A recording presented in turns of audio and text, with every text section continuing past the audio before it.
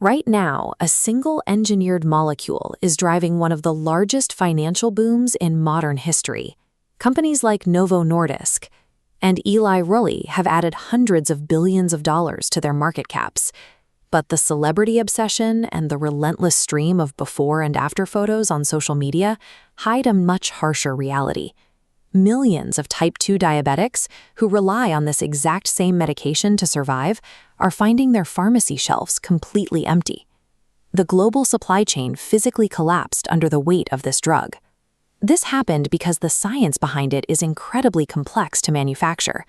But that bottleneck has an expiration date. March 2026 is the month the entire system flips. A high-stakes pharmaceutical crisis has collided with a biological breakthrough, straining the limits of global manufacturing and leaving the world's supply at zero. GLP-1 stands for glucagon-like peptide 1. It is a hormone your gut produces naturally every time you eat. Its primary job is to travel to your pancreas and trigger the release of insulin, which brings your blood sugar down. This is why it was originally developed as a diabetes treatment. But it does something else on its way through your system. It slows down what doctors call gastric emptying.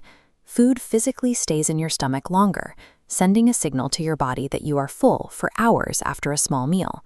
Then comes the neurological effect. The hormone crosses the blood-brain barrier and binds directly to the satiety center in your brain. It shuts off that constant nagging internal voice telling you to snack, a psychological effect many patients call food noise. This chart shows the half-life of GLP-1 in your body.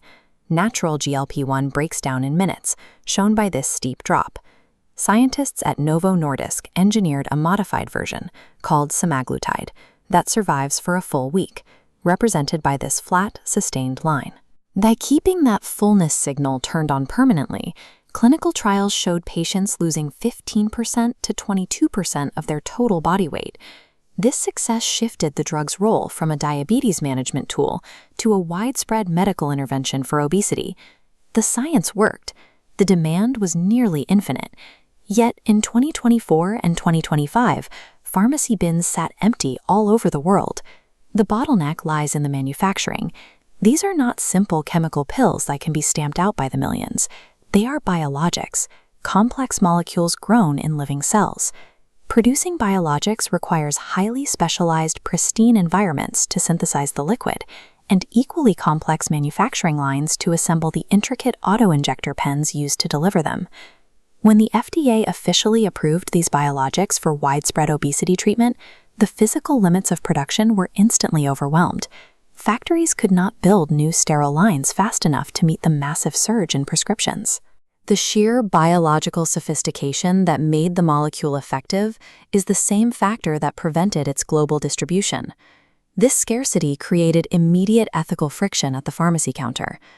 Diabetic patients fighting for a medicine they needed for baseline survival were suddenly competing with off-label users seeking a cosmetic fix. With the official supply stuck at zero, a massive vacuum formed in the market. A parallel, largely unregulated pharmaceutical gray market expanded overnight to fill it. Independent compounding pharmacies exploited legal loopholes, manufacturing and selling unverified, bootleg versions of the semaglutide molecule directly to consumers.